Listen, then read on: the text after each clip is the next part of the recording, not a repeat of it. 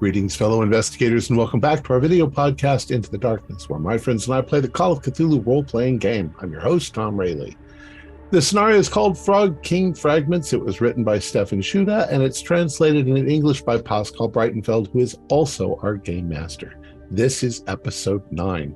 Our recap will be given by Brian Ridge as his character, Joseph Prince. So without any further delay, let's continue our journey into the darkness. Brian? Thank you, Tom. My dearest Jolant, I hope this letter finds you well. I'm writing to you from Seehausen to provide you with an update on our efforts of tracking down your dear husband. Your husband's interest in folklore and old fairy tales has taken a central role in our investigation. The five of us have had odd encounters that are reminiscent of tales of old, from Sleeping Beauties to a modern-day Hansel and Gretel case. My logical lawyer mind has a hard time grappling with these odd events, but Mr. Zlack and Arenberg seem quite more amenable to these happenings. One important fact we discovered is that this town seems to encounter a tragedy every 58 years, with its latest iteration sometime soon. Is your husband's interest in the area related to this cycle? Perhaps he discovered this pattern as well. With the town itself being so central to this mystery, we've made an effort to get to know the locals and to dig into the history of the town. We've spoken to a number of the villagers, and for the most part, they tend to be friendly and eager to answer our questions. One family of interest is the Yolks, a name I mentioned in my previous letter to you. The current Master Yolk owns a local funeral home, and we have an appointment to speak with this person on the morrow.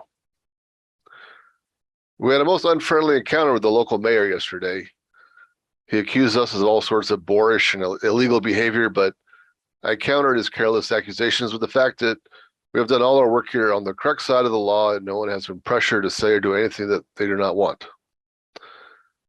Given the mayor's attitude and the difficulties I'm having getting access to the town's historical records, I suspect there is a deep, dark secret that the mayor is trying to hide.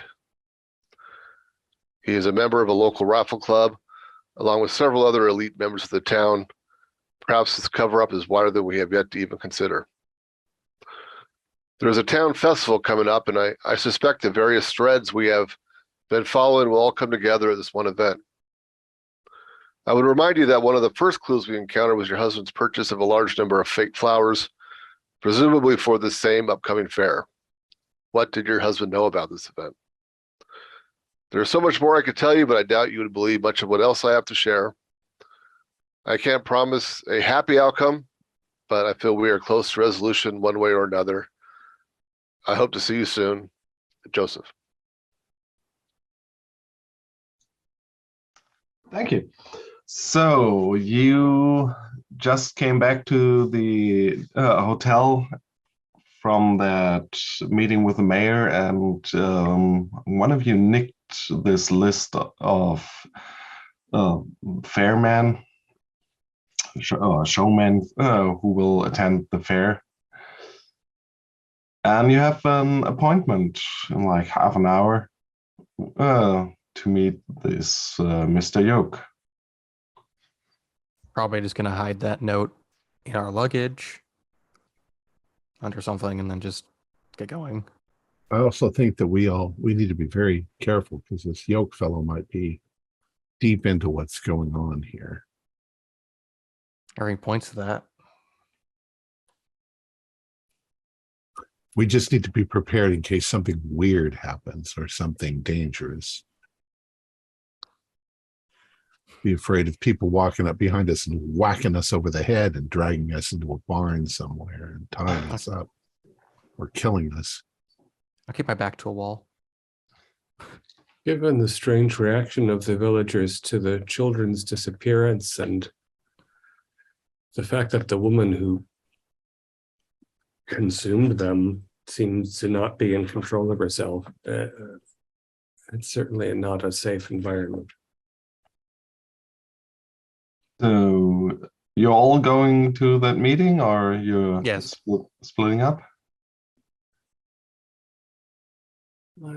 I actually think five of us going is probably too many. But there's safety in Unless- numbers. That's true.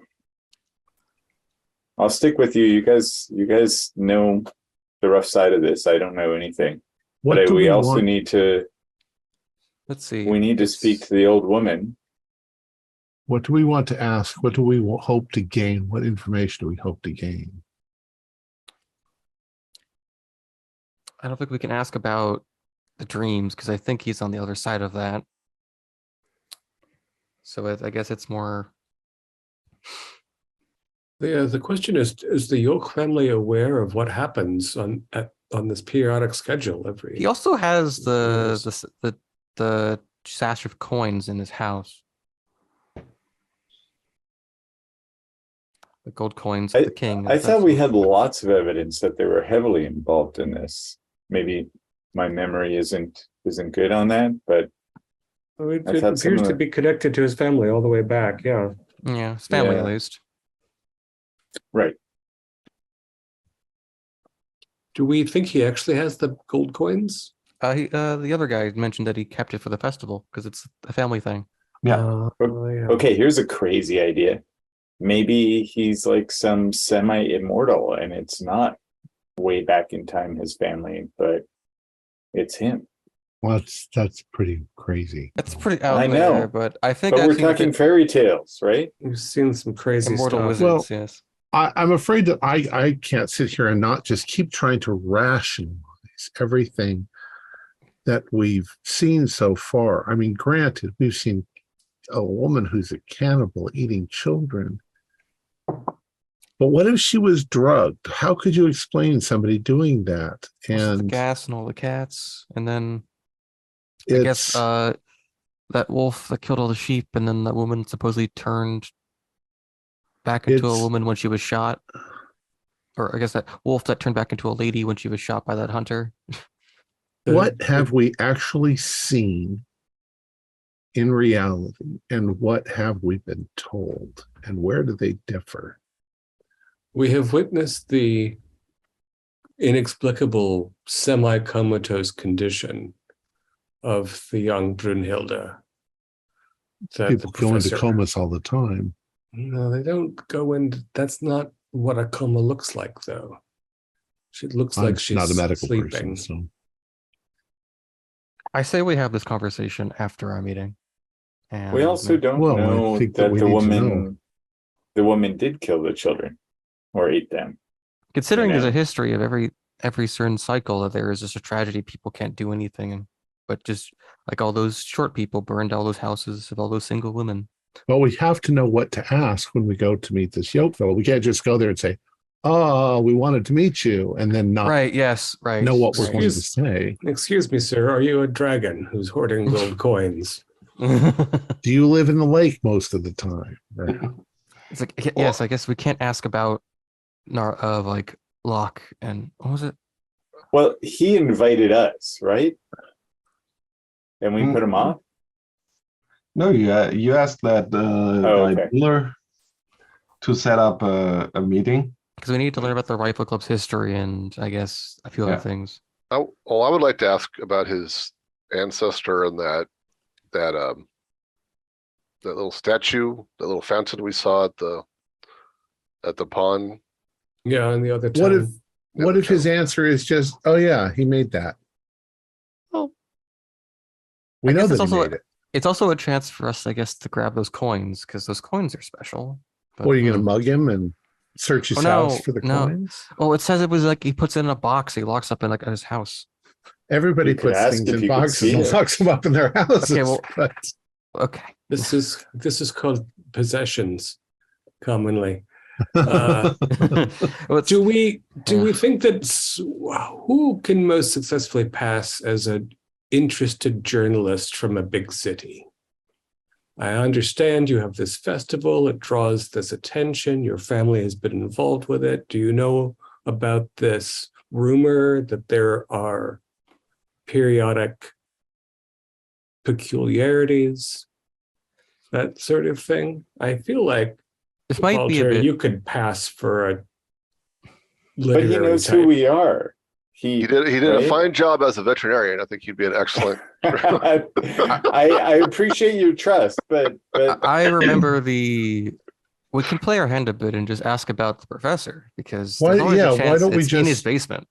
Why don't we? Normally, because he says it correctly. be Why don't we honest. just go in there and tell the truth? We're Yeah. looking for Looking the for this man. professor, Did you and we meet him? don't understand things that we're seeing around us. Could he please explain Like them? weird things have been happening around town, and like He's in the supposedly- rifle competition. Yes, like he's part of the festival. We want to know if the professor is involved in the festival some way. He purchased a bunch of flowers. And like, did they drop And him didn't off? the or- professor have his eureka moment and then make a run towards the pond with that statue in it, that fountain, correct? Or Which was the made by park, Yolk, certainly. yes. Yeah. Which was made by So- Yolk, like a century So ago. maybe he knows something about that fountain, why it was made, any significance that we're missing. If we just frame it as not about the weird things, but more about we're looking for someone and it involves you, and we know you tell us about your family history, and maybe there's something we can glean from where he went. And you might also want to get the police off your back, Carl. I mean, just clear the air with this guy. I'm not worried about that so much. But from our previous experience with everybody in this region, ask the wrong questions and they'll be insulted and you're going to be thrown out and not get any answers. So we have to be, I honestly don't know. You can't really appeal on their compassion because a lot of them don't seem to have any. I think we'll just need to we'll just have to treat this about what we're here for, and then just be polite about, and then I guess slide in some odd questions here or there once we've broken the ice and just see what we can get and not be careful about it, because we have to just see what we can find and then pull back if it's too much. We could try the old good cop, bad cop thing. That as soon as we feel that, oh, that's a good idea. As soon as we feel that we've asked a question that insults, then the good cop can step in and say, no, you can't treat people like that, and put themselves on the side of the person. Yeah. And Then maybe they'll open up a little bit more. we'll just try to levy it until how far we can push it until it's something he won't talk about ever. No, I think Daniel's a bad cop. If you want to push it that far. You can be very blunt. I've used a similar tactic in the courtroom. I think I've found it quite effective. It seen it might make sense to have the lawyer be the good cop and the private eyes be the bad cops. Okay. Been done before. I mean, I'm not afraid to use my position as one of the landed gentry to, be Well, one of the good don't cops be too, afraid. but- We're all together on this, so you can tell us to shut up and leave, and put yourselves on the guy's good side, and then maybe he'll tell you more. And then I guess after that, we should just better go hunt down for that old lady and know maybe she knows something. Well, we'll wait outside in case they decide to eat. Walter for lunch. Okay. Anyways, let's go. I would say more thrown to a pond, but yes. So should Walter and I go and look for the old woman while the three of you approach Yolk? No, I think you need to be there so that you can rescue him from us. And maybe, if possible, see if there's a basement or like it's a funeral home, so there's also other people there. So maybe you can just go see what other people mention quietly. The dead people. The victims of homicide don't usually say very much. Well, a funeral home. I guess it's like just a coroner. Yeah. Okay. Coroner. It's often a family business. Yeah. Yes. Let's just play it by ear. See where it goes. Yeah. Let's go. Okay, so you take a stroll along the city again towards the graveyard where the funeral home was described to you. And as you pass by the school site, you see down the road over where the elementary school is, you see this old bent over lady walking away from you. That looks awfully like that old lady you met at the gardening house, at the gardening club. The old Mina. She's like, Walter, we can catch up with her if we run. yeah, sure. She's I- walking I- away. I have an injured leg. She's moving so away from Daniel can the run with you. girls. We move faster than she does in any case, so we don't want to all rush up on her. Yeah, just two. So Yeah, let's all of you catch up are- to her. She's moving away You've from been whom? time pressed for the meeting, and they're like going. She's like going the other way. Hans, Ah, I think so you may she's be on going in your the own. opposite direction. Okay, I'll speak to Mina. You guys can go ahead. All right. So you can run up on her. And we'll keep going. Walter, because Okay. Walter, you need to make sure to talk to the person who was introducing us, because he was a friend of yours. He's an acquaintance of yours now. So Hans goes there. The rest of you continues on to the funeral home. Let's start there. As you enter the vicinity, it's a nice old building with an like a little inside yard. As you enter the yard, you see middle-aged gentleman in a black three-part suit who's just talking to the man Beeler, and two other persons. One is a woman of like maybe 40 years, a bit stocky and with an ugly face. It's she has like this mole on her upper lip and a little bit of stubble on her chin. She's pretty plainly dressed. Just from the first second looks like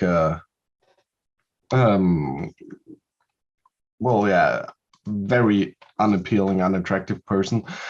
And she's standing behind a wheelchair, and a slightly younger man, maybe in his mid-30s or early 30s, is sitting in the wheelchair. That's basically the scene when you're getting there.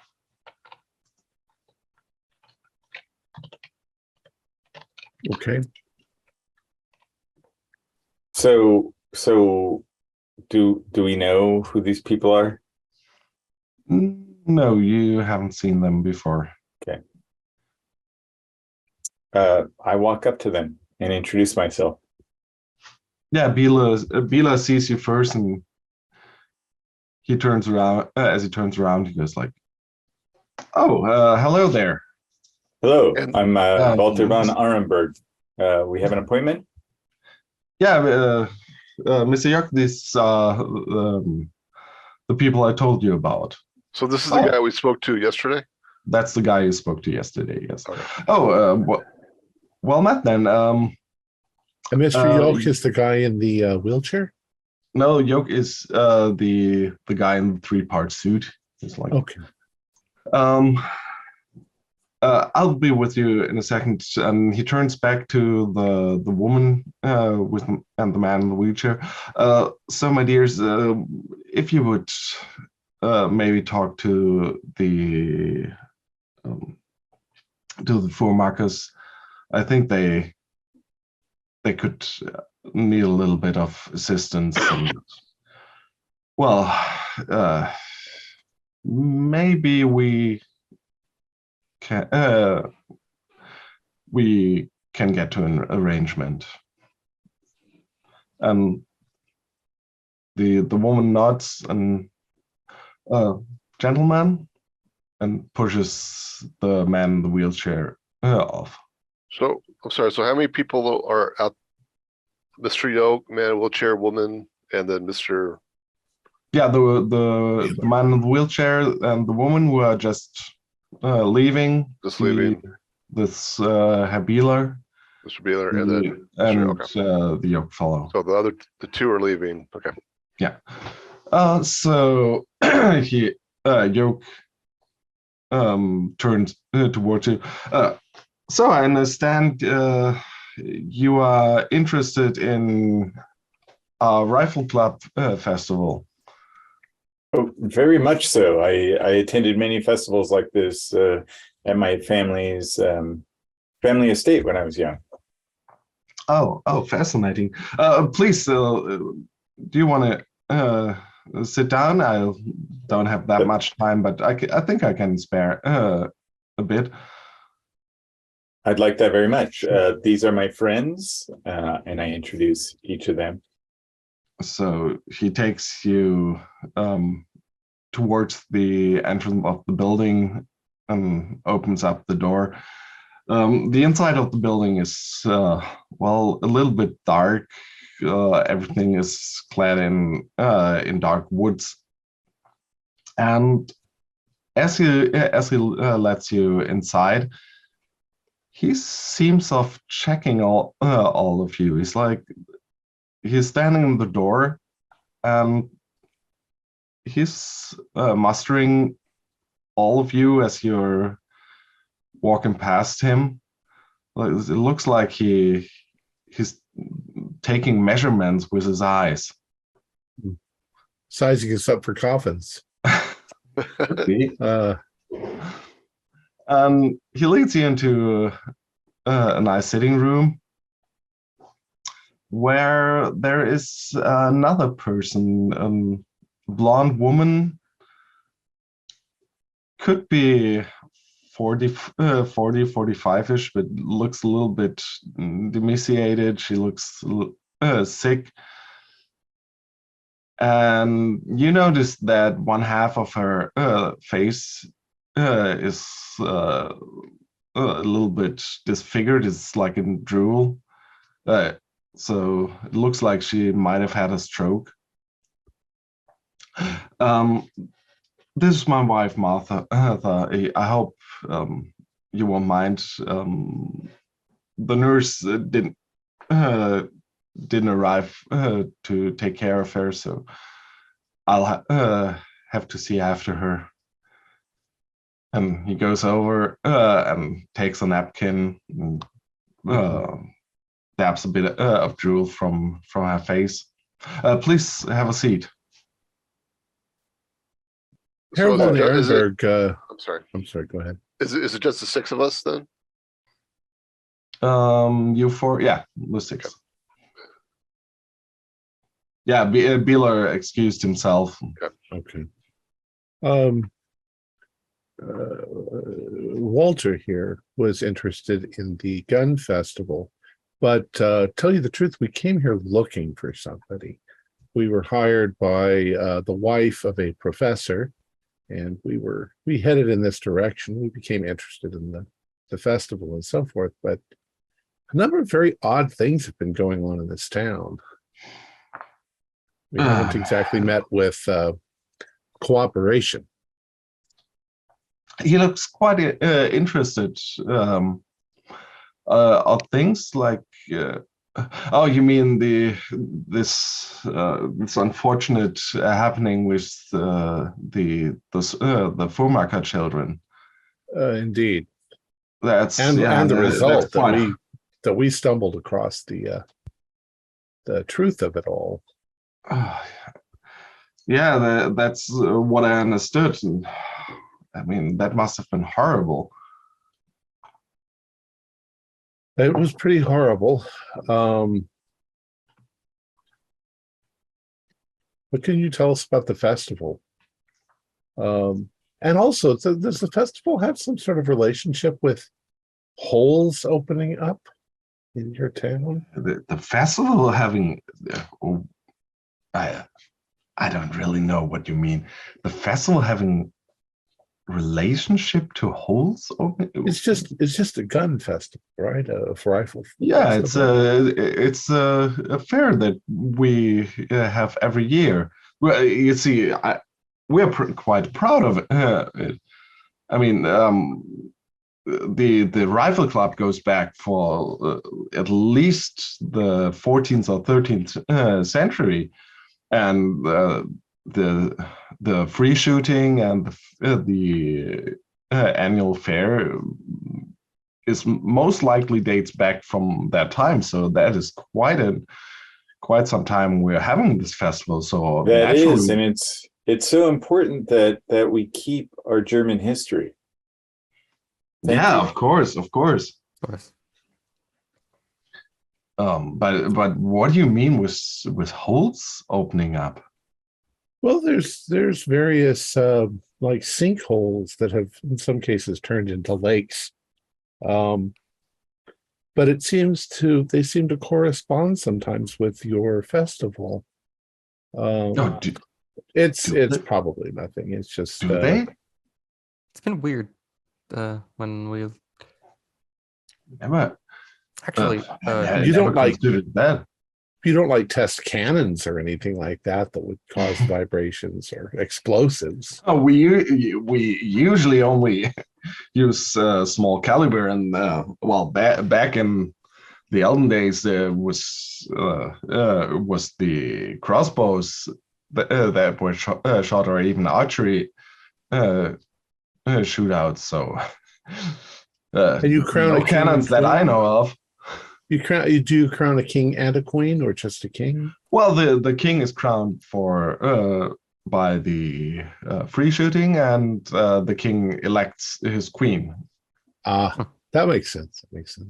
And as you got a whole We don't have ceremony, women folk the whole ceremony, like competing in the shooting, of course. I remember I think we asked about it the other day.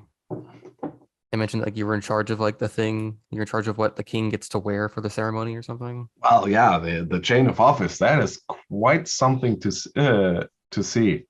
Oh, did we see it? Actually, I'm asking it, please. That's a bit too much to ask. I keep it here at the house, but well, we can watch your wife while you go get it. It's fine. Can we talk to her? Does she? Be okay? She did. Oh, she lost her ability to talk, unfortunately. But we can talk with her, and she would hear us. I don't want to interfere. I understand how it is with a loved one who's suffering. The same happened to my father. The doctors aren't very quite sure about it.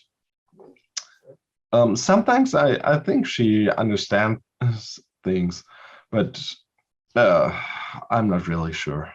It's a hobby of mine to study the mind, and these kind of things are fascinating.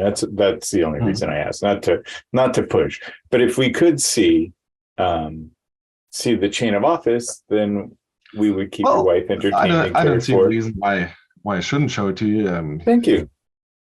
We've been told it's a very remarkable thing. And he stands up and leaves the room. Let's jump over to Hans for a second. So, Hans, as I said, you see the old woman a bit down the road. As you run after her, you pass two little girls dressed up for school with their satchels on their backs, and they're waving after the old woman. Are they holding something as though she'd just given them some candied apples? One of them is actually just is holding an apple and is just taking a big bite out of it. Excuse me, little girl, Mädchen. Do you know the lady, Frau Mina? Yes, yes, sure. And she takes another bite. Who are you? Everybody knows Mina. Yeah, my friends and I are from out of town, and we have found Do her. a spot hidden. See if she turns green and falls over dead. Oh, 12. That's hard, not an extreme. Yeah, as she takes the bite, her face turns a little bit. She looks like she's bitten on something disgusting. She's looking at the apple. It swallows. This tastes strange. Yeah, I'm going to take the apple from her and throw it over a fence. What? That's my apple. What do you do that for? It didn't taste right, did it?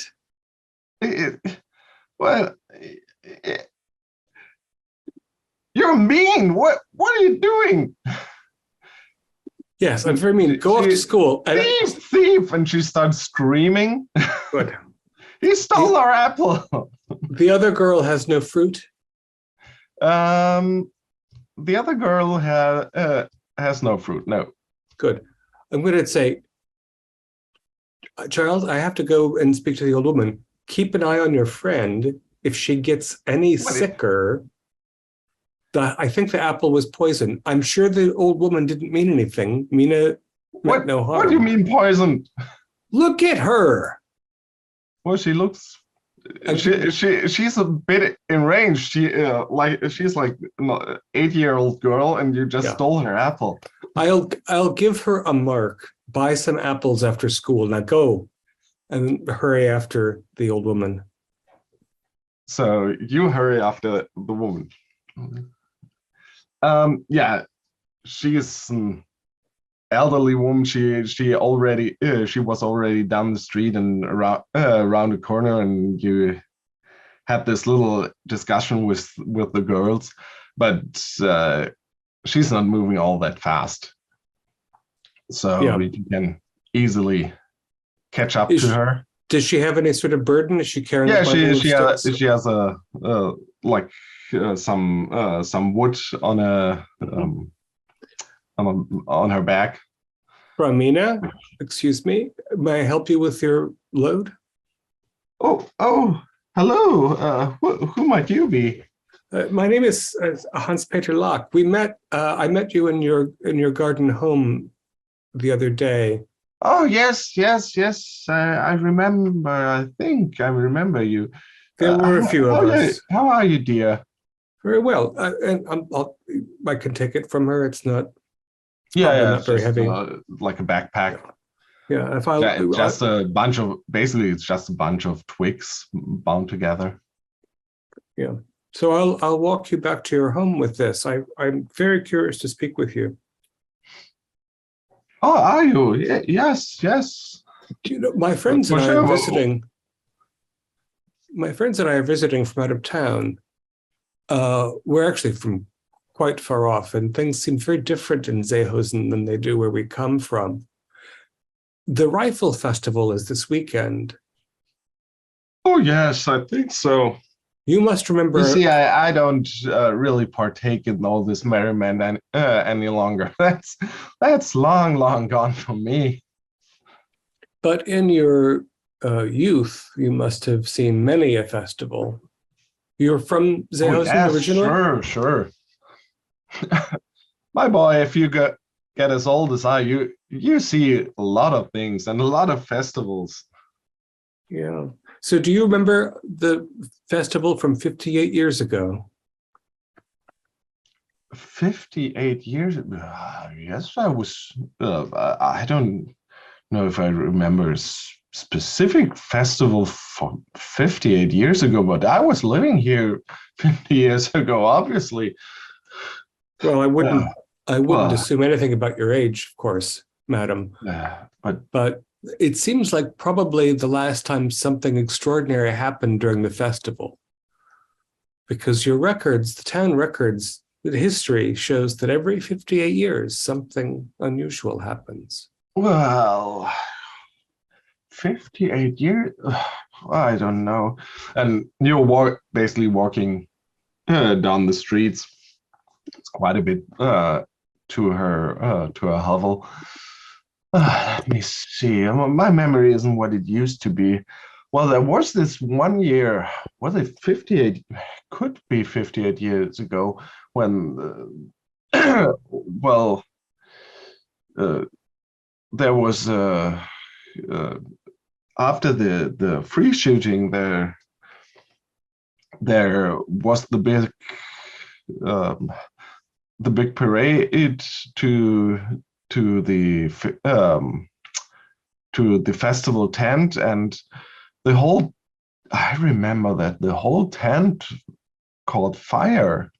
Very concerning. And it was later said that I think it was supposed to be lightning strike.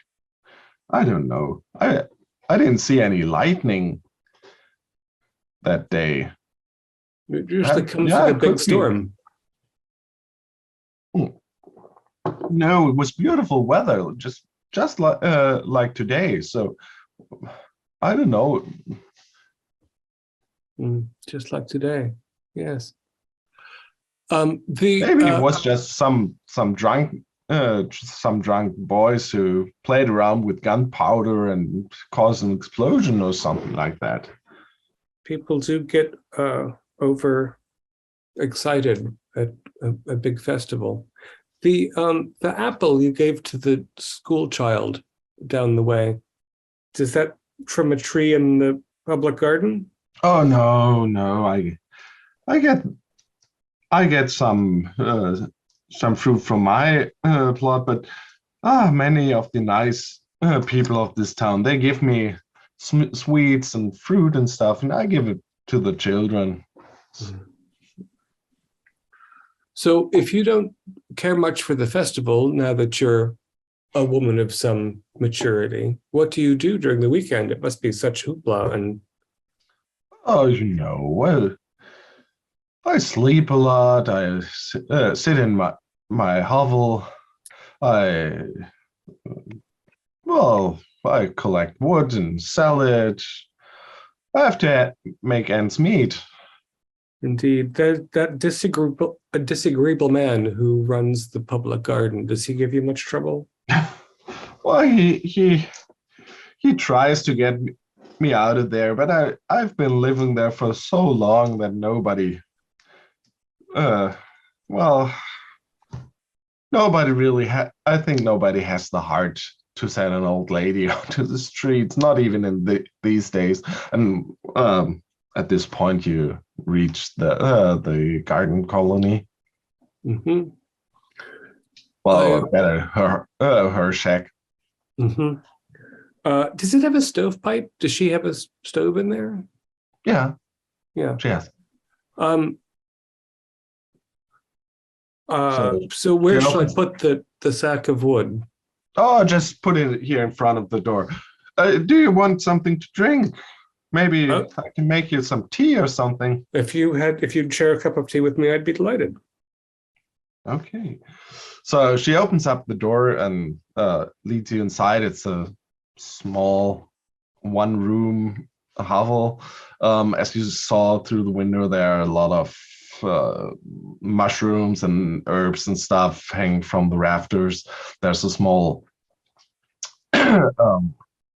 small stove in the middle of the hovel, with a stovepipe going up towards the ceiling, and the roof, as you see it from the inside, seems to be a little bit patchy there, especially one area where the roof lining showed through with basically a hole in the inside. I mean, yeah. It seems you could use a little tar from Mina. Yes, it must be leaky. Oh yeah. I used some papers to start to put a stop to the leaking. You take a look at it? Certainly, yes. So you do Good. another spot hidden for me. Right. Does she have a chair to stand on, or Yeah, there are a couple of wooden stools. that is? I need to spend 3 points to make that a success. I think Okay, it would you be can do that. wise to do so. Well, you look into this hole in the roof, and she seems to have stuffed a bunch of sheets of paper in there, but they're not blank pieces of paper. They look like they're printed. There's something printed on it. It's like a bit of an ornate border. Mhm. This looks like it could be some official document.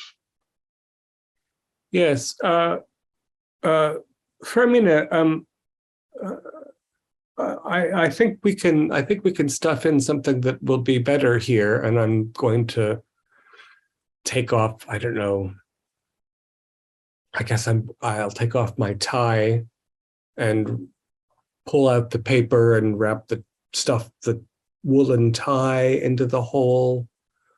Well, Maybe, it's more like this, like an opening like this. In oh the, heavens. Yeah. We'll need to get a bigger plate than this. I can. So you pull out the papers. Mm-hmm. What you see are basically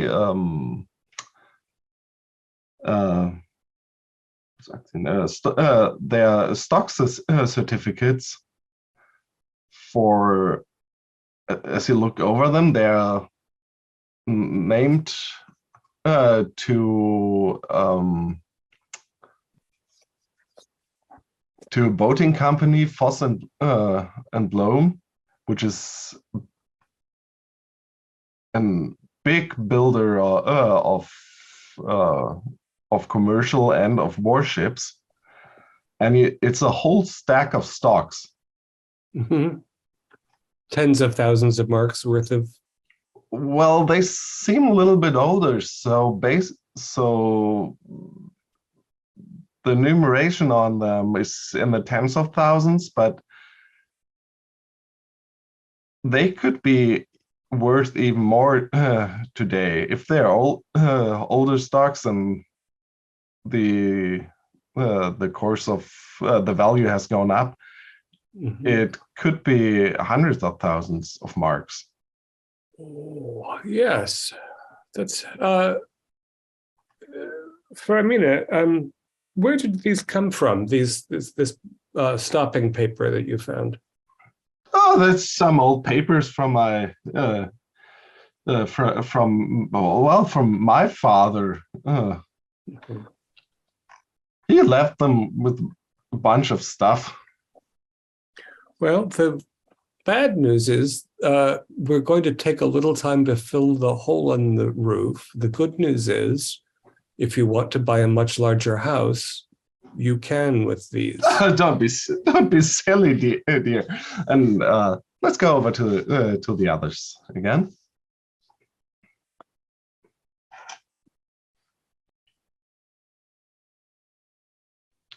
Okay.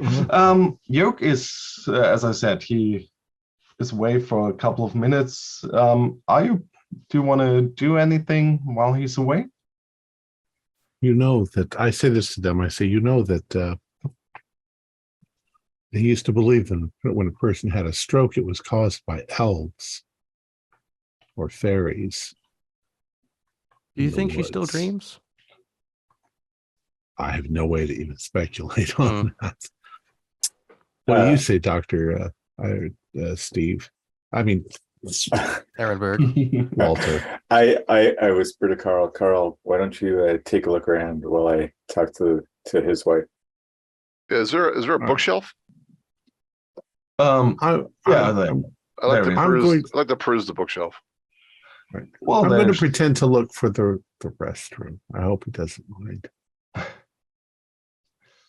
Okay. And I talked to the old lady. Okay, let's start with Walter. Let me see. So you speak to her, she doesn't really react. Do a psychology. Let's see. My psychology is 70 and I rolled a 33, so that's a hard success.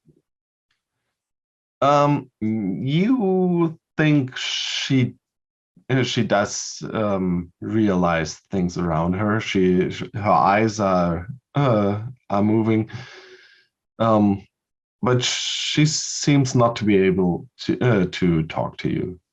That's fine. I speak pleasantly with her. Can she move her? She can still move her body around, right? Or is it more just she can't speak?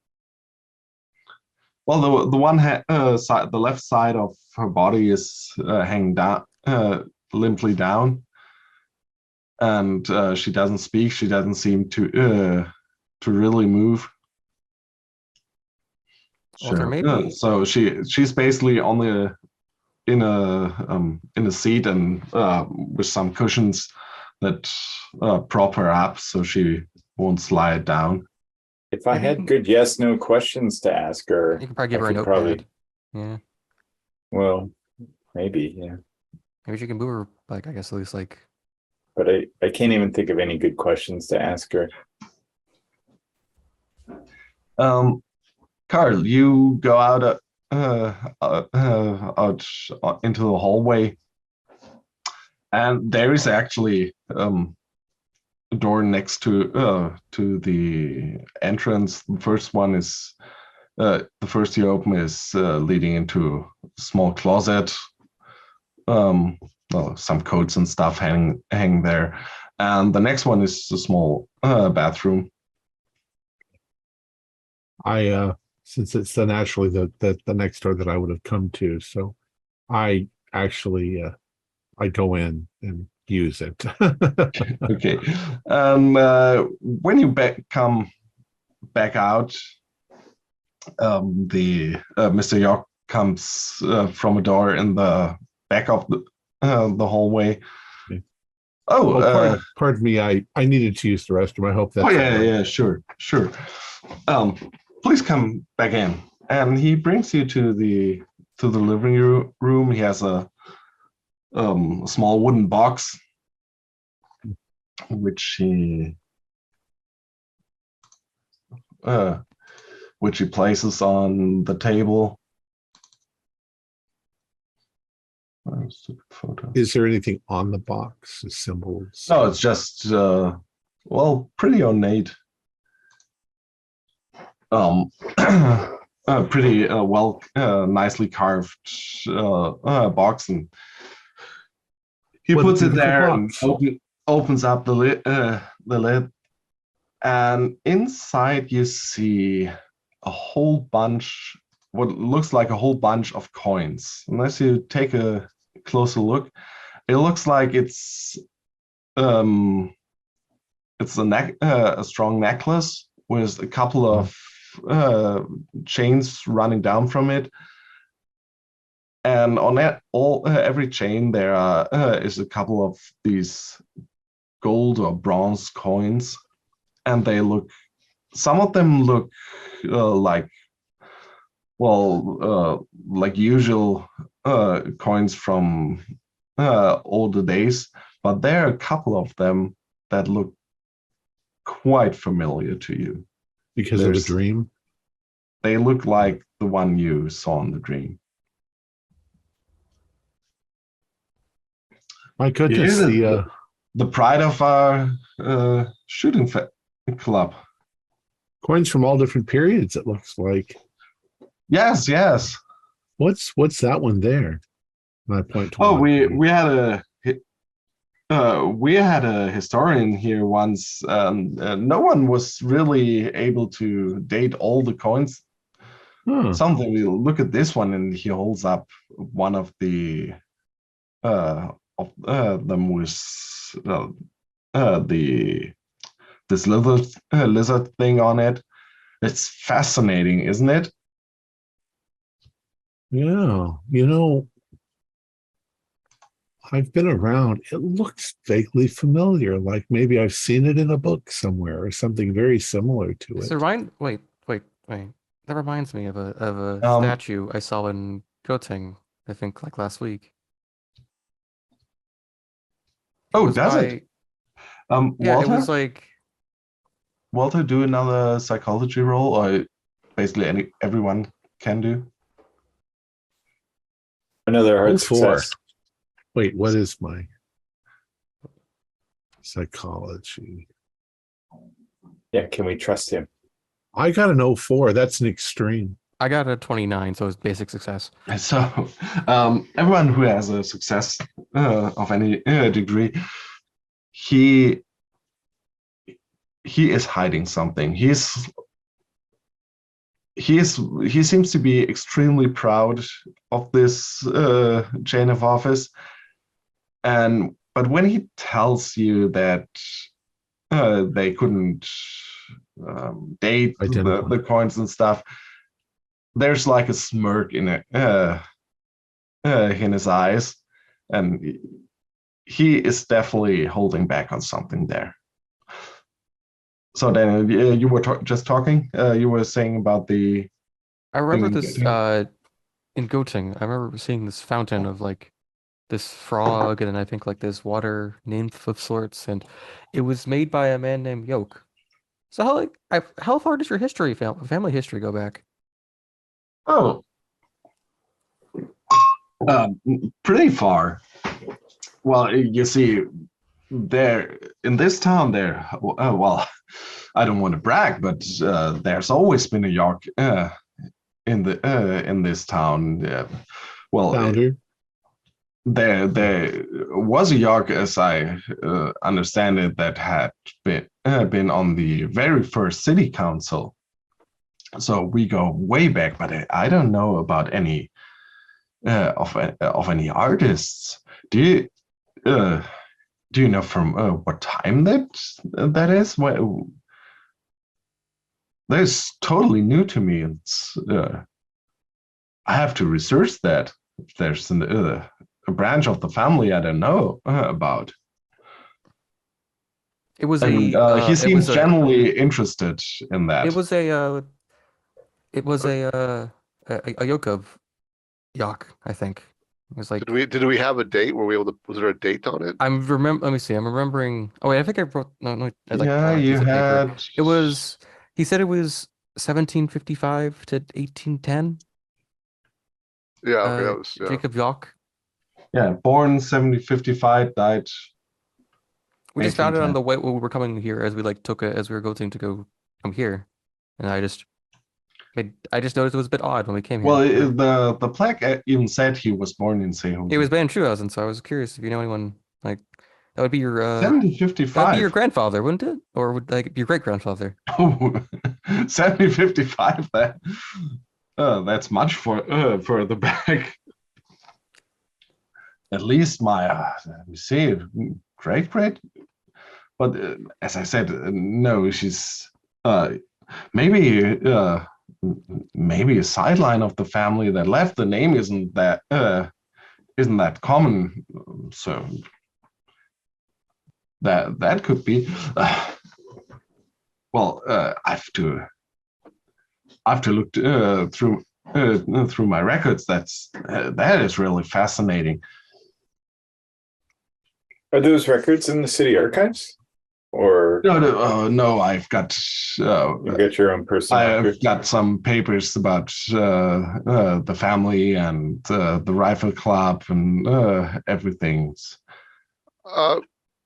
Monsieur, we encountered a young man who said he's doing research into the local history. Perhaps you'd be willing to give him access to these your records. I think you might find them useful. Sure, he seems like a very sure. fine, upstanding young man.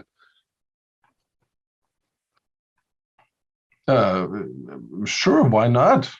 He went to the city hall to request them, but he found access to those records was quite Well, limited. the mayor I thought it was very odd. Yeah, the mayor is pretty peculiar in that regard. Oh, really? What? And you know what's the story there? Is he just very secretive? Well, I don't really know. Mayor Gruber is well, he's a strange fellow. He he is one of the big shots with in local industry. He's like the biggest builder in town, which, if you ask me, is basically the reason why he even is the mayor. If you provide enough jobs, you will have many voted on your side. But well, he is a member of the rifle club, so I occasionally meet him, and he obviously makes donations. But it's not like he's like I'm very close to him now.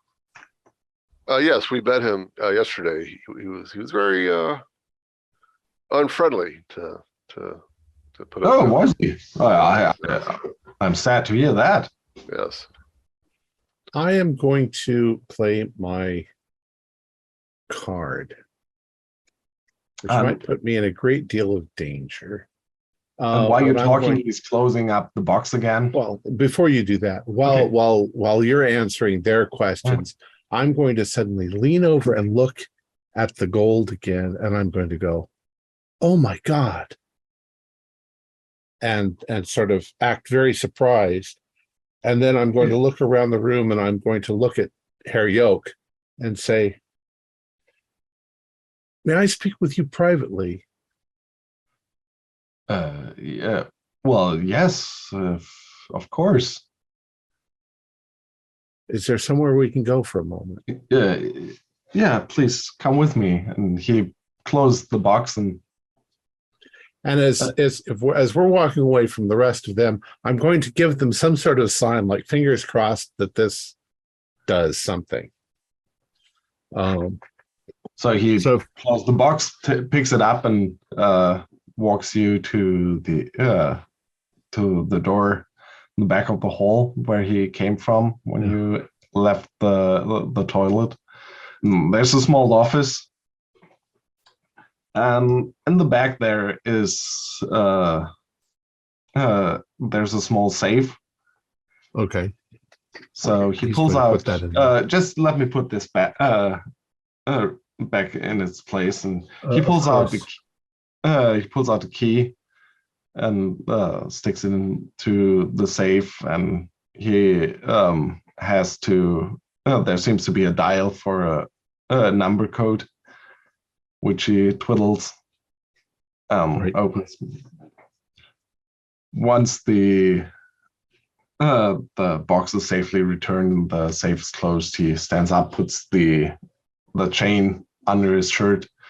So what can I help you with? I look back at the door like I'm nervous about the others. And hopefully if they're listening at the door. I'll say I'm probably getting not too close, but probably like I'll say the edge of the hall just to listen. Ever since we came into this region, I've been having very strange dreams, and I thought when I saw the coins that I'd seen them in a book, but I've seen them in my dreams. Oh, have you? The one, and I'll describe the one coin, and I'll say that is an Ibian coin, and the other one is Bokrug the water lizard. And what is your reaction to that? You had an extreme success, didn't you? I did. Hard. I had an extreme success on psychology. His eyes open wide for a moment. He definitely reacts to those names. Let me see. And I'm going to say, I'm then going to look surprised again, and I'm going to look at him and I point a little bit and say, "You know what I'm talking about, don't you?"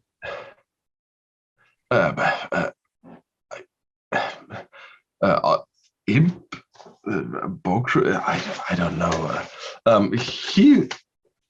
pretty But you quickly do.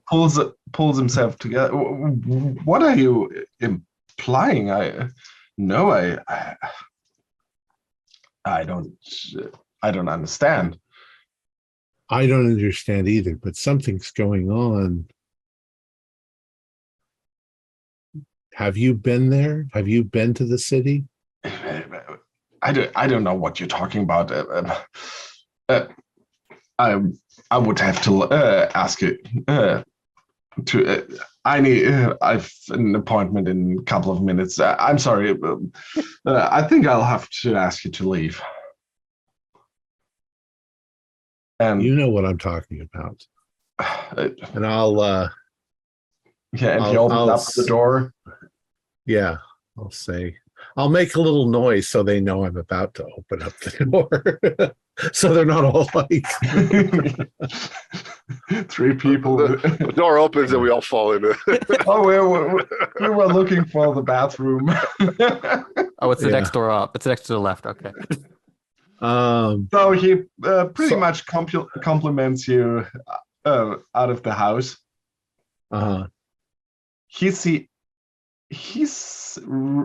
Really seems unnerved. Yeah, that's good. Kind of surprised he just didn't play it like he's like, oh, you too? It's strange, isn't it? It's a strange dream that happens every once in a while. Just being like, oh no, oh no, oh no. So what I will say as we're leaving, I'll say, thank you very much for your hospitality. Gentlemen, I think I was mistaken. And we go out. Yeah, sure. So, GM, I was looking at his bookshelf. What kind of books did he have? Oh yeah, the bookshelf. Oh, I was curious about his habits. Nothing out of the ordinary. Like Anything on local history, folktales, stuff like that. More like history of the German Reich. Some Goethe, Schiller, the usual things one would have. A Bible, of course. All right. So as we're leaving, what I'll say to the others is, I've just made myself a target. So, and you guys are not targets. So now I've got to watch my back. But good thinking, Mr. Detective Henning. Yes. Bingo. He knew exactly what I was talking about. Now we just need to have young Mr. Lack come and introduce himself as the student doing research, and he'll have access to. Should have access to his records. Hopefully. Well, then let's wait and see what Herr Yolk does. Does he run out and go somewhere? Now that I've said that to him. You want to do a stakeout at his house? See what he does? Somebody should keep watch. Yeah. Let's keep watch, I guess. Do we see Hans heading this direction, or where's Hans? Is he still gone? No, Hans is still going. Let's return to Hans for a second now. Okay. The rich old lady. I think our plan is coming together quite well. Well, something will happen for sure. So is Frau Mina preparing tea from? Yeah, she has put a kettle on the stove and stoked the fire a bit.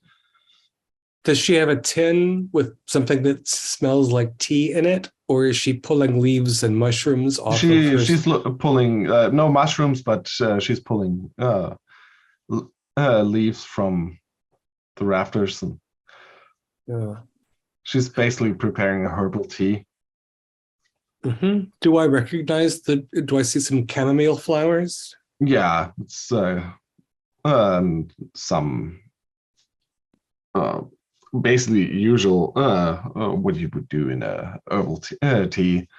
She's got some. It doesn't look like she's doing any anything poisonous in there from the first glance. Although you're not an expert on herbs, right? But minty things tend to smell minty.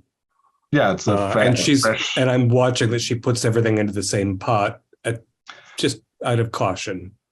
Yeah, she has. There's like another pot on the stove. She first puts away so she can prepare the tea. you're basically standing there with this stack of A great deal money of money in your hands. Yeah.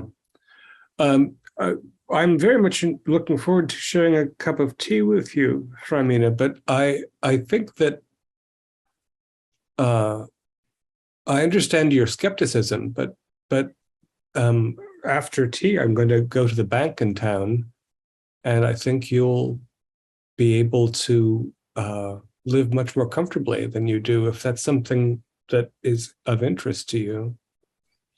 Oh, but what makes you think so?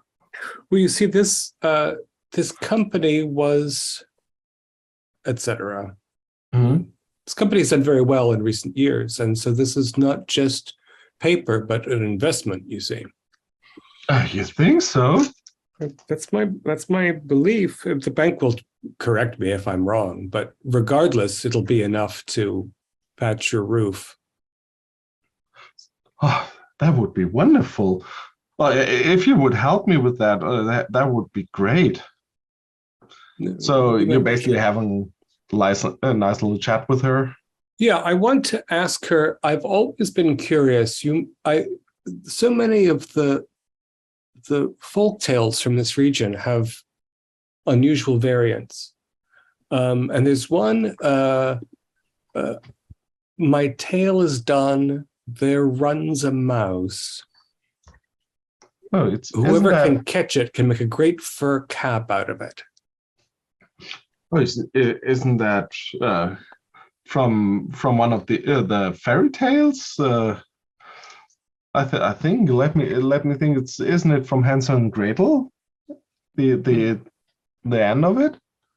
Yes, I think so. I've never understood how you could make a great big hat out of a tiny mouse. I don't know. I never understood that line. That it doesn't fit the whole story, does it? No, and the story now, of course, is so awkward given what happened, what was found. Did you know the cat lady before what happened? Yes. I heard about it. Well, of course, I knew her. Yeah, it's a small town. She was basically, well, I think she was a little younger than me.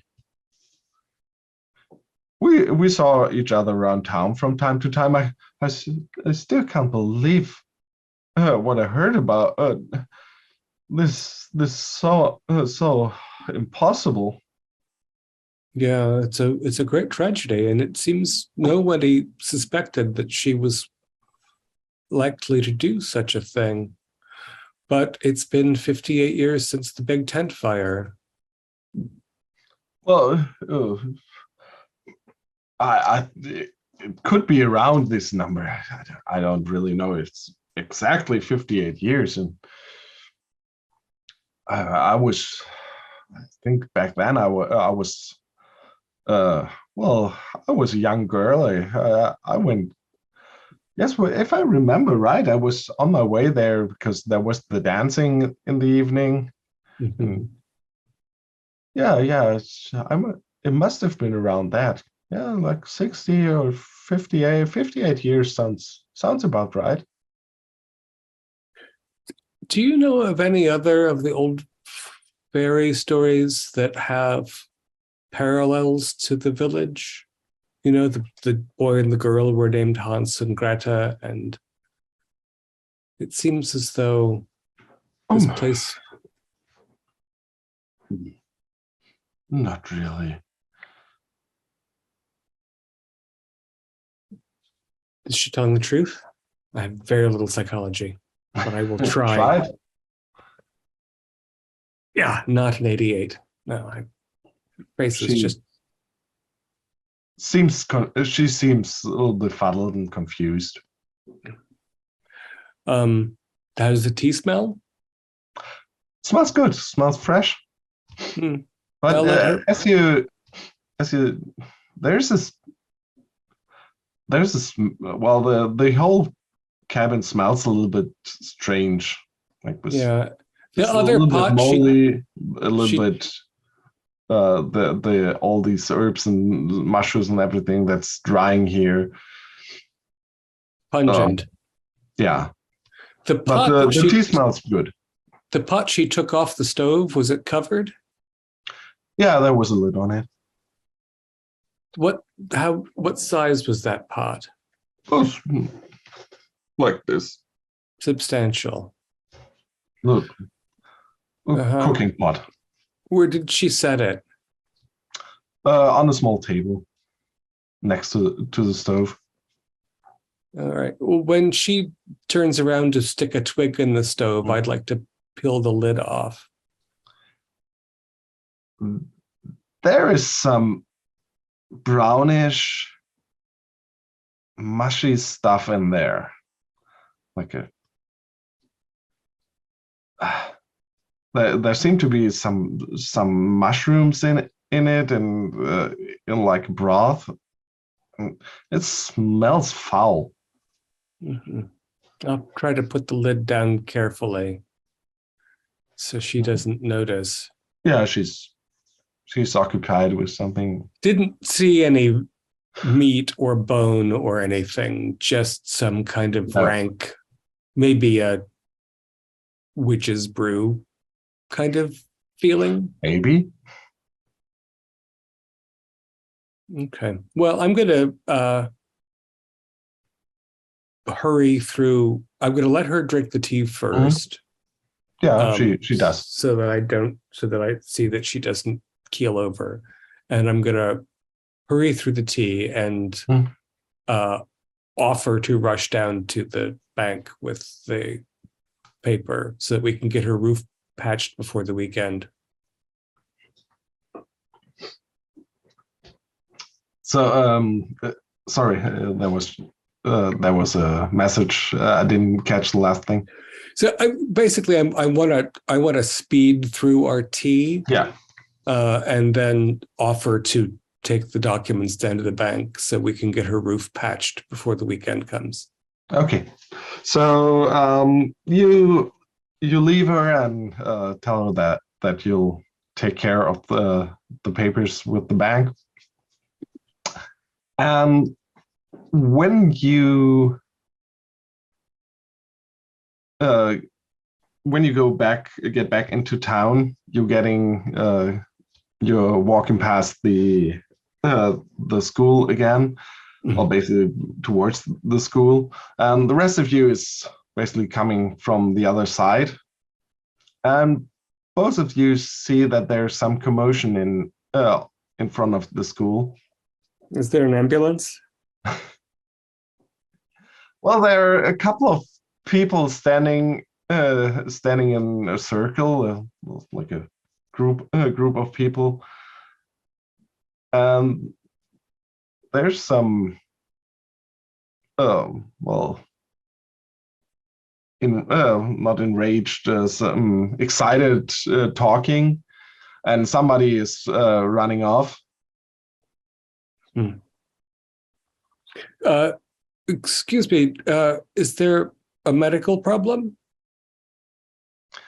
And as you approach the group, as I said, the rest of you is coming from the other side and seeing this group of people as well. You see Hans is like tapping somebody on the shoulder, and you can see that there seems to be the one girl you took the apple from seems to be lying on the ground, and the other girl is standing with an elderly woman, maybe a teacher, and she looks up and she points at you. That's him. That's the man. Yes, I took the apple away. She didn't seem to like it. I was afraid it was tainted somehow. So I threw it over there. It's probably in the grass. Is she all right? And you see that a man is like hitting the girl. She seems to have some foam coming from her mouth, and she looks bad. Yeah. The skin is all livid. I Can I roll charm? So as not to be the first victim of the rifle group on the weekend? Well, you get the feeling that people are surrounding you. Yeah. So the girl that was eating the apple is sick. Is that Very sick. She looks. She doesn't move. okay? She's Step lying aside, down. step aside. I may only be a veterinarian, but maybe I can help. Well, you push yourself through the people. The people are getting more and more. Did you say he gave her the apple? No, I took the apple away. She was angry like about it. they're talking amongst each other, and somehow you get the feeling the story is changing a little bit. Are there any police here or firemen or anybody? Not yet. Okay. We sent for clear the area, clear the area. The last thing this girl needs is a lot of stress here. So you everybody go home. There's nothing to look at. Do you have any medicine? I have first aid. I have first aid is 50. I also have first aid 50. Oh, so should I roll first aid? Go ahead. 22 and I have 50, so that's a hard success. A hard success. So she is still breathing, and you're sure you have to. If she is poisoned, you have to make her vomit. Yeah, stick my finger down her throat. You basically thrust your finger down her throat. Yep. And she gags, and she actually vomits out some disgusting stuff. Nobody touch that. Let's let the police look at it. And at that moment, the doctor who you brought the shot girl to comes up from behind you. Let me through. What happened, Doctor, here? please take over. What happened here? She was choking on something. My friend Hans believes it's a bad apple she ate that he took away from her. And I've managed to get her to vomit it up. But she wasn't breathing. Is she breathing now? Let's see. Hans, I think you might have saved her life.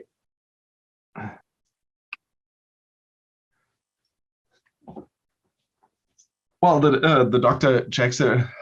Oh my God, yes, she's breathing, but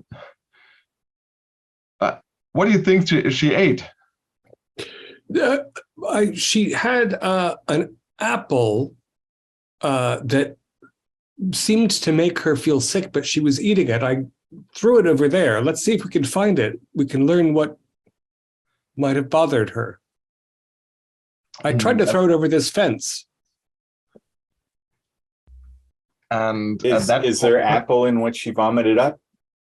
Yeah, that could be apple. It's hard to say, but is there anything worm-like in the fluid? No. Okay. Just Daniel looks closely at the vomit, roll sand. Actually, Hans, you can do a sanity check. Make sure to find the apple. Oh, good God, 99. Oh my! So you take. I'd say you take 2 points of sand loss. Find the apple. You're disturbed if you had maybe taken care of her immediately. If you. Yeah, nice old lady I trusted.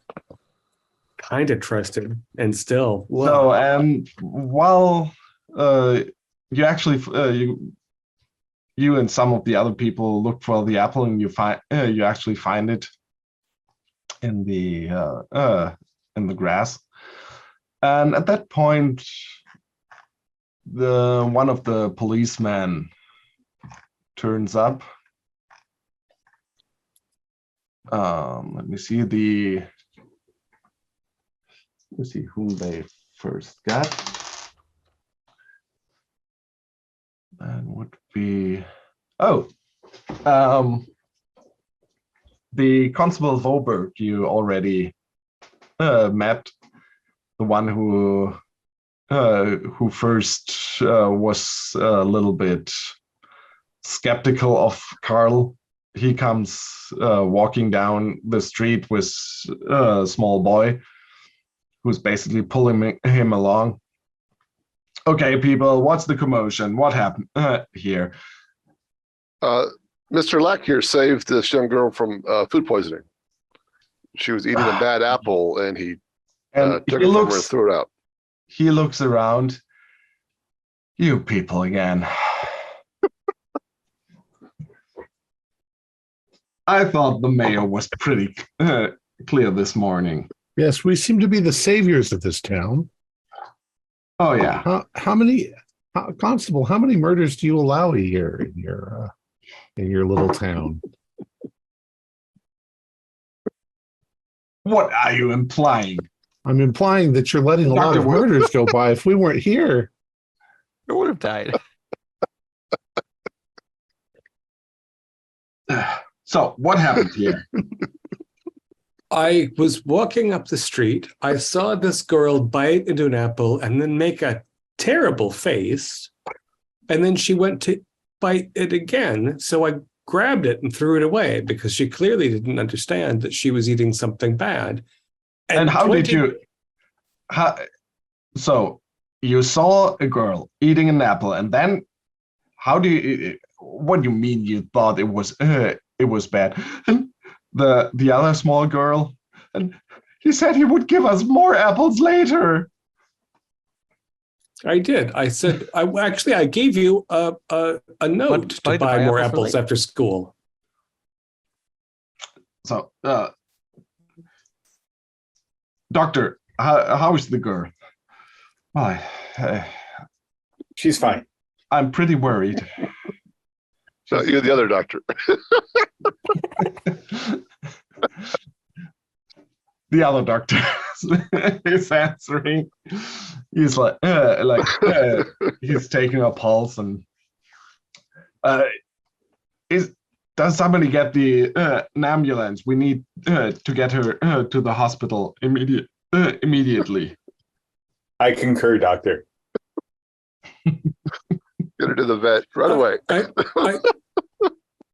And so we have this apple. I recommend you analyze it and see why it was so harmful to her. Is there any like substance like at the part that was bitten or anything like when I look inside? Is it like terribly colored? Well, it's brownish. Is the but little on girl... the other hand, if you an apple you take a bite of will turn brown pretty quick. Yeah, is the little girl conscious? No. But the other little girl was with her. I'll say, where did she get the apple? Mina gave it to us. We were to share it. Mina gave you the apple. Is that's the older woman? Well, and yeah. I see Hans going. So I stop talking. I don't pursue it, but I did say it out loud. Cat bag out. I think you will. Away. Okay, I think you will escort me to the accompany me to the police station. I have to take your testimonies. This is really getting out of hand here. Certainly is. I'm afraid of your festival this weekend. You should hire some deputies. Priests. Get better apples. So, there's plenty of vets around now. An ambulance from the fire department comes and they pick up the little girl. And the doctor gets into the ambulance with them. And the five of you accompany the policeman? I don't think he asked. I think he insists. Well, yeah, but he's 1, you're 5. Okay, there are 20 other people Well, around. Constable, what exactly is the crime that you're pursuing at this point? Well, there Pushing seems a to little be attempted murder, if you ask me. Attempted murder. Well, perhaps she just stumbled upon a bad apple. You heard the girl. I mean, she did get it from Mina.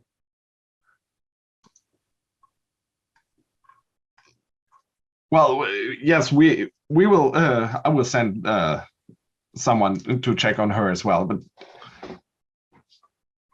it's not like I carry a phone around with me. How would that telephone pole? How would that all even of those work? wires? That sounds like a silly notion? That's You crazy. think I have a device I can send text messages with? It sounds like you need a whole car to just carry the pole. Are you feeling all right, Constable? Perhaps we can help. Let me It's just check your something- Don't pulse. get funny on me. Old friend Mina makes a No, fine I mean herbal obviously tea. Mina's the one who precipitated this, officer. And I will defend my friend here, Hans, who saved this child's life. And I'm trying to do like, Mr. Von Ehrenberg credit rating kind of intimidation.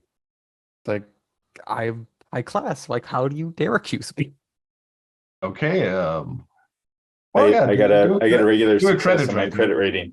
Regular success. Okay.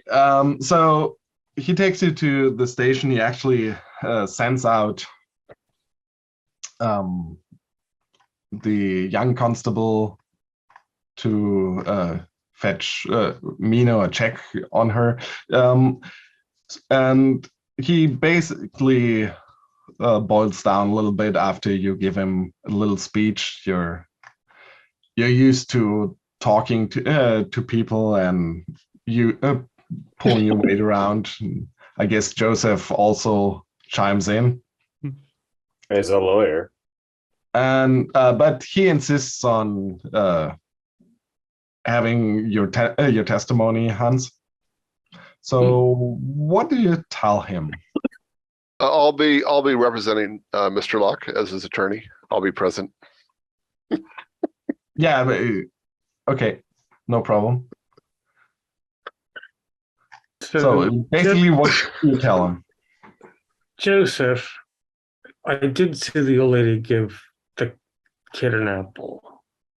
And given the way things have been going, it made me anxious. And the kid bit the apple and made this face. So I grabbed the god apple and threw it over the hedge and gave her a buck. She could buy some more apples after school. I went to see the old lady. My left jacket pocket has about 60 stock certificates that are worth an uncanny amount of money that are the old lady's. She doesn't understand. I think she's as helpless as the crazy cat lady. I don't think we want to see her pilloried. I I see what also you're saying, feel Mr. like Locke. we're going to peel off about 10 of these 60 stock certificates because she has no idea. And that's going to be a decent dividend. I think it's best that I not represent you as your attorney. I'll excuse myself.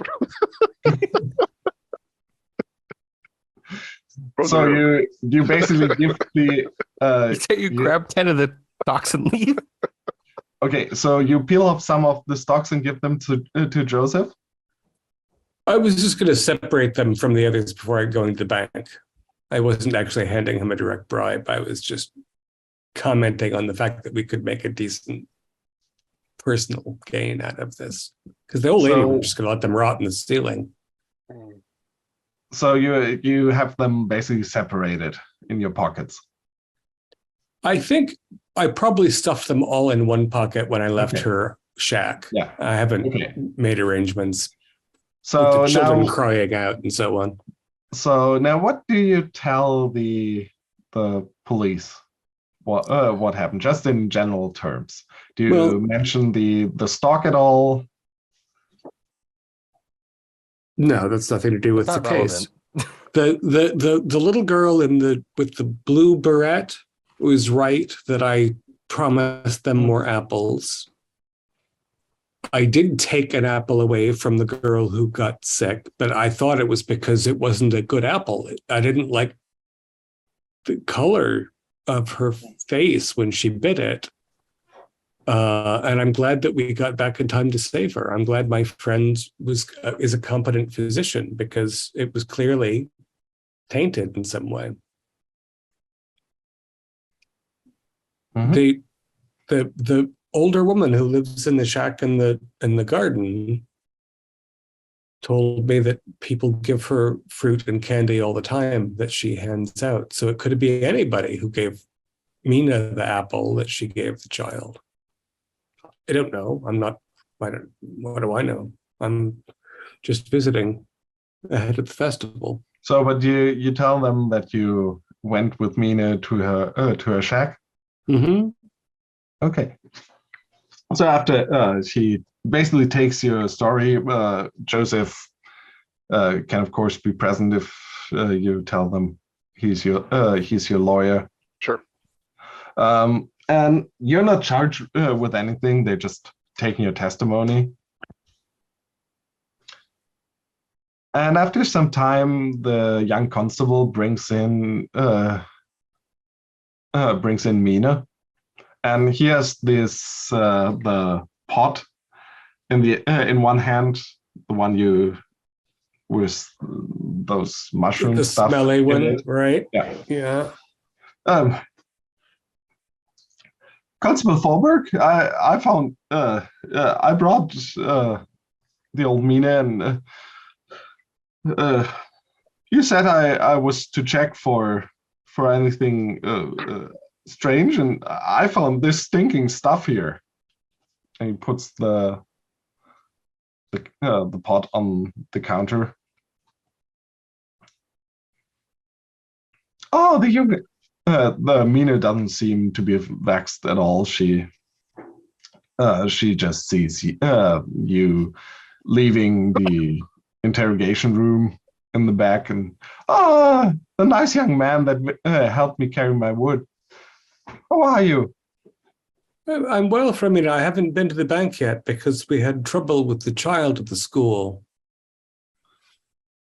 Oh, yeah. What is in that pot? I thought something in your. That's just some boiled out mushrooms. You shouldn't eat that. I don't even know why I did that. You don't. No, Right. those are dangerous. They're very poisonous. Yeah, like your friend or your acquaintance, the cat lady. You did something strange and you don't know why. I don't know why I boiled those. I can't even remember picking those mushrooms. I usually wouldn't pick something like that. They're dangerous. Yeah, you could even get a little poison on your hands, perhaps. I hope you've been. Oh my god! Do you mean I have? And you were so nice, and what about those papers you took? Did you get them to the bank? As I said, I haven't been to the bank yet because we were stopped. Papers?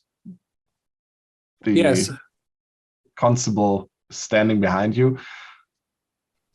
Do you maybe want to tell me something? Herr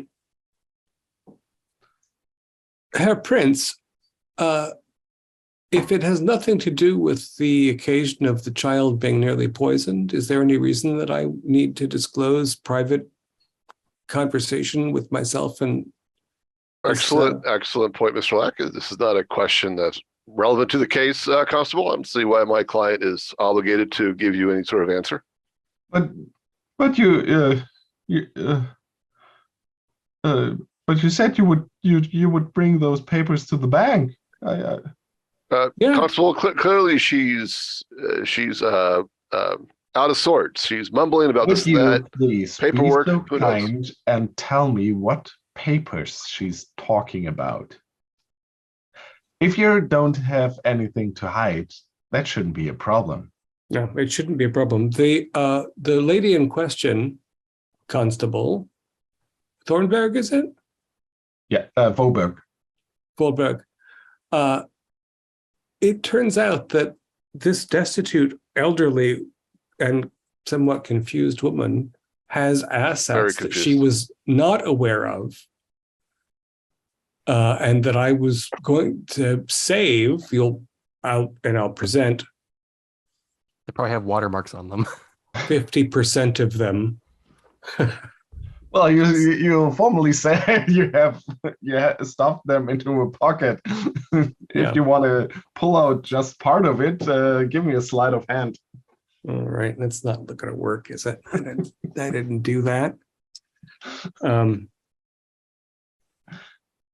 It would be a I have a hard success. Okay. I rolled an 05 for my natural sleight of hand. That's only a hard. It'll be that because I didn't add anything in it. So it comes with 10 only. So basically, you just nimbly Make it. pull out half of the stack of papers. And you'll see they're a little waterlogged. She was using them to patch the roof of the shack and the garden. She had no idea they were valuable. And I had no intention of doing anything with them other than allowing her to improve her situation. Constable Falkenberg, this has absolutely nothing to do with the case. I insist that you stop badgering my client. Well, we have a poisoned girl. We have an old, seemingly very distressed and confused lady, and we have a young man who seemingly took it upon himself to know that this girl was poisoned and then to take responsibility for quite some assets. This must be valuable. I think they're quite valuable. And you didn't think it would have been convenient to tell the police about this? I was not even 2 minutes away from the old woman, I'm sorry, from Mina's home when I came across the school. I was on my way into town. Where the police would be, where the bank would be. Well, I didn't stuff them into my. Go. I didn't stuff them into my trousers and catch the first train out of town. I stopped to help a sick girl. From what I see here, I'm not sure that wasn't your plan. Thanks for telling us. I feel like you're misinterpreting the order of events because you assume that we're causing problems because you don't like us. Do a credit rating. This is why you should never answer any of the questions he asks you. Can I do charm rather than credit rating? Yes, okay. Constable, this is an outrage. I'm reporting you to the authorities. It didn't matter that I did charm instead of credit rating because I rolled an 80. Damn. So I'll see you all next month or in hell. So I think you, young man, will stay overnight with us until we clear this whole thing out. And before you do say anything, Mr. Lawyer, you can join him as well if you're getting cocky with me. Do we understand each other? No. Who's the judge in this town? We will get to that, but for now we'll have to go through proper procedures, and this stinks here. It does rather stink, I Constable. think we're all here, aren't we? I mean, we came along to go all lack. Yeah, I so think we all got dragged in. Okay. we're You probably did. just outside the room and being like, what's going And on? I think Just yelling. I need to have all of your testimonies as well. So basically what happens over the next couple of hours is that you are singly asked questions about what happened today. I'm not gonna say anything unless it was like I happened upon this, there was screaming, and then my friend Ehrenberg went to go check on a sick girl. I'm not gonna say anything else besides that because it's not relevant. And that's the truth. That's all that happened today for us. So basically, that's you tell the truth about what happened. As the day goes on, you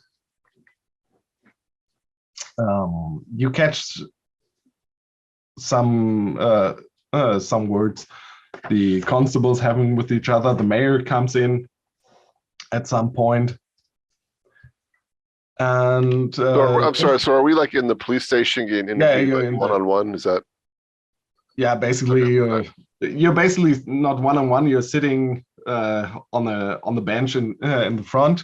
Hans is in the back in a holding cell, and you're just called in one by one for giving a statement. This is ridiculous. Well, Joseph, as a lawyer, they are within their rights to hold Hans at least For a until a judge can decide if there's anything to be done. Do I know the judge in the area? No. Can't- You're practicing in Berlin. This is still ridiculous. Oh my gosh. This is a complete miscarriage of justice. All of you beside Hans do a listen roll. 11. That is a where is it? 16, that's hard for me. That is an extreme for me.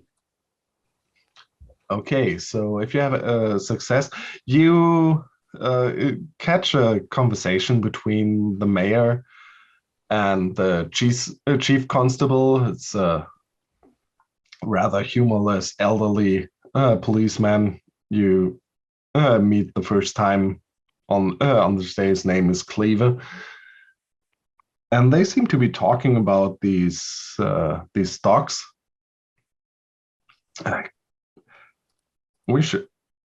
I think the town has to take custody for the old lady.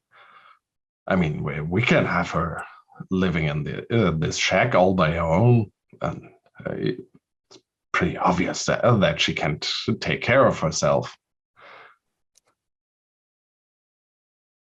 It's all just a big scam to get her shack, And her And money. her stocks.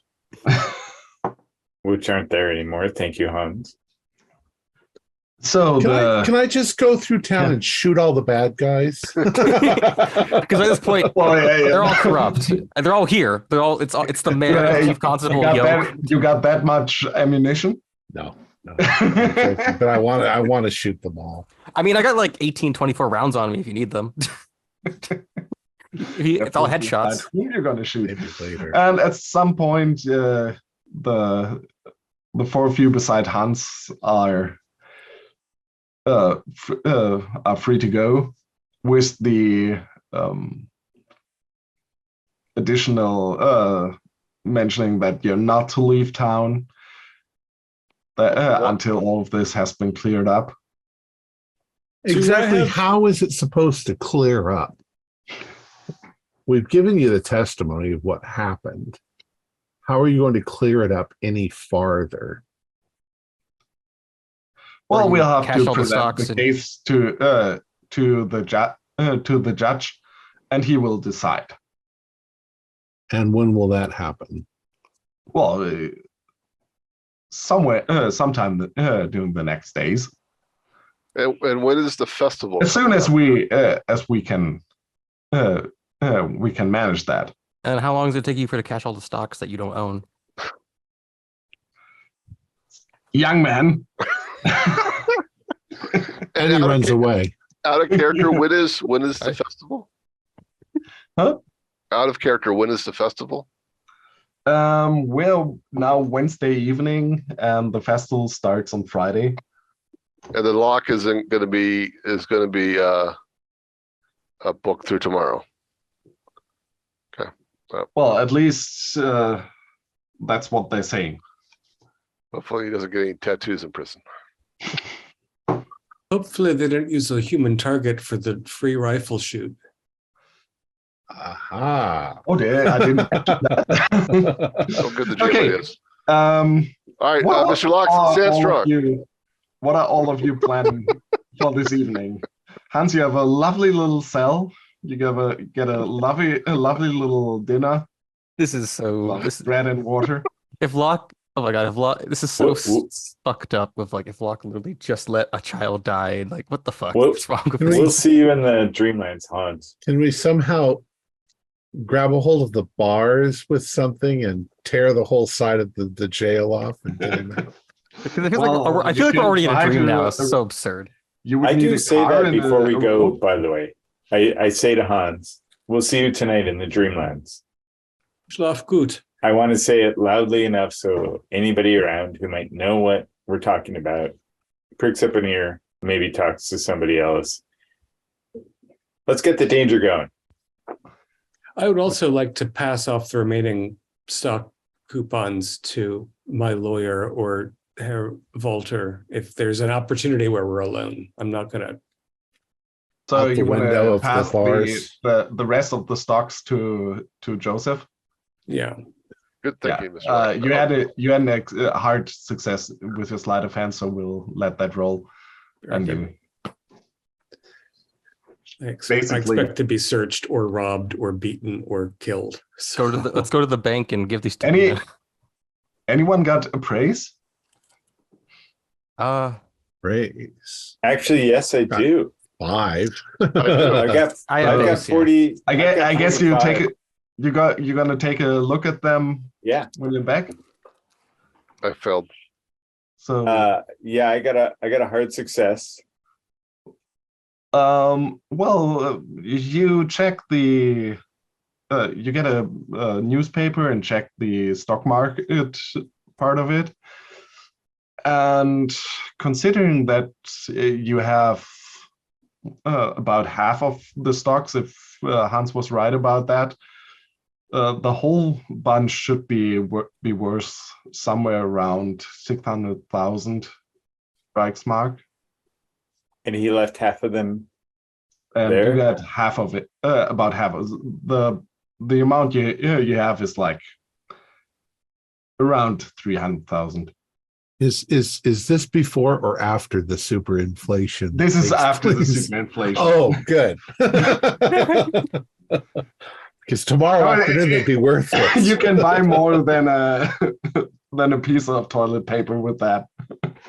Like I said, Mina can buy her house. Perhaps we should go back and get the rest and patch up her roof.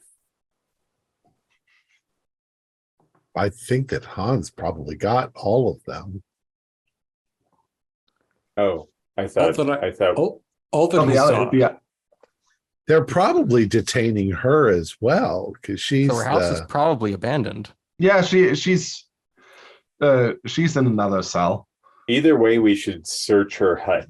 Who knows what she's got in there that could help. Let's wait until it's pitch black. Everybody's in bed. As your attorney, I feel obligated to advise you not to engage in any illegal activities. Thank you for your advice. Maybe we ask her. Always say that said, I'll be going to bed early tonight.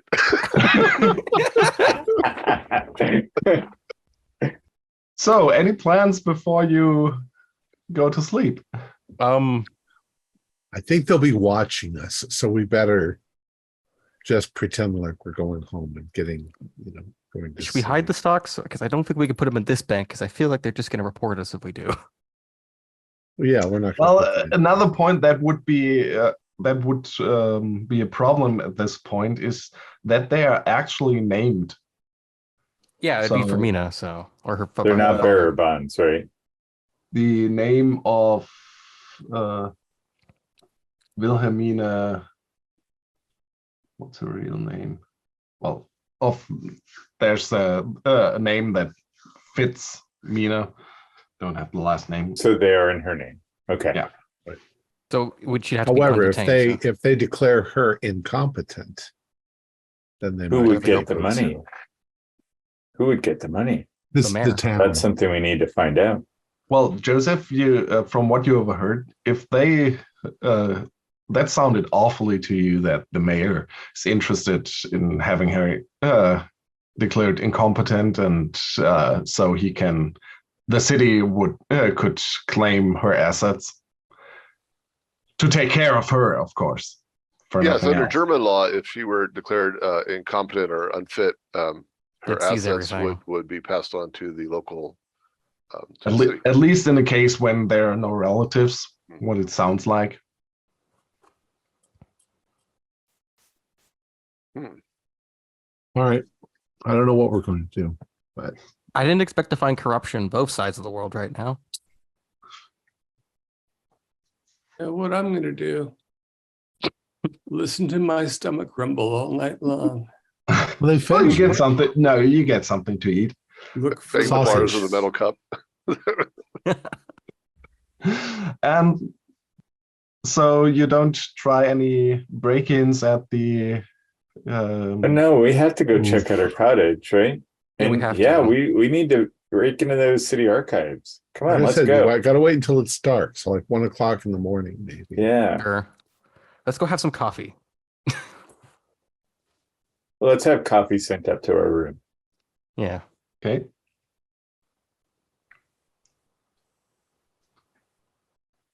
We've also got to continue our dream quest. We do. For sure.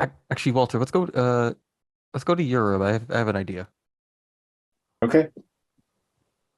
We're in this room. I'm going to I guess take it's Joseph that has the bonds. We need to go get the bonds and hide them in some part of our luggage that can't be found easily. So they can't quickly find it off of Okay. us. Well, they're worthless as long as the old lady's alive to anyone except her. True. But I'd rather we have it instead of the mayor. Sure, I agree. We should definitely get the rest of them out of her cottage. And I'm not sure we have a good place to store them, to hide them.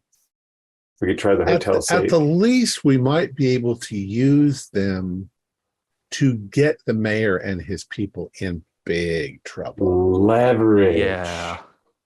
Carl. Because his plan might rest on the fact that he thinks he has all of them. And don't be surprised if he and his people go check her house for more things like that too. So let's see. So you're waiting till it's dark, and then what are your plans? We're waiting until everybody should be in bed. Yeah. So till late at night. Yeah. They want to go search her house. Well, in the city archives. I mean, I suppose at this point it depends on what's more important. Well, in this case, I think the archives is like, I mean, if Locke should be stuck there, maybe Locke can just get to them, but maybe not. When you, I'll do it this way. You, from time to time, Carl and Daniel, you check out of the windows, and there is a policeman standing on the other side of the road. Watching the house, watching where we are. Yeah. There's Sure. got to be more than one door to get out of the building. Yeah, sure. And Herr Prinz said he's not going to partake of anything illegal, so he could go out and ask for a light of his smoke or somehow distract him. You just go out the back door of the building. I Don't could put on some actually stay back in the building First, near the window and close the curtains and walk back and forth so he'll think that there's people in our room. If you want to, like that might as well work. Well, I think I could be mistaken, but it sounded like Herr Prinz isn't coming with us on our nighttime adventure, so he could be the distraction, whether it's in front of the window. Yeah, We're going down I want to stay at the hotel. I don't want to lose my license. That's fair. Yes. So you're staying? Yeah, yeah. And the rest of you is sneaking out of the back door? I guess so. Yeah. I have absolutely no skills at this, but I'm going along with my buddies. Yeah. It's not that hard. The Seehausen police department, you would guess, doesn't have many people. You've seen over the whole day, you've seen 4 constables. One of them is in front of the hotel, and as the 2 of you know, it's very unlikely that they are watching, that they have the manpower to watch the building from all sides. So you just use the back door and get out. And where are you going to? We're heading to Mina's. I think that's the quick one, right? Yeah, because that one's not that hard. The city hall is a bit more. There's probably someone there because they probably have someone watching over lock. So you get to a shack, and basically for what are you looking for? I guess Daniel is quite competent with lock picking, so it's no problem to get in We're there. looking for clues. stuff in her roof, like stuff in her drawers, like put it back. We're trying not to make a mess about it. Well, And of course the stock. It seems like all of the stocks, Hans got all of the stocks that were stuffed into the roof, and you see that the shack has been searched. So the cupboards are all opened, stuff is taken out, and anything that strikes a fairy tale like meaning. well, she has a book of Grimm's fairy tales, just the usual edition. I'm going to open it up and see if she's got any pages marked. Let me see.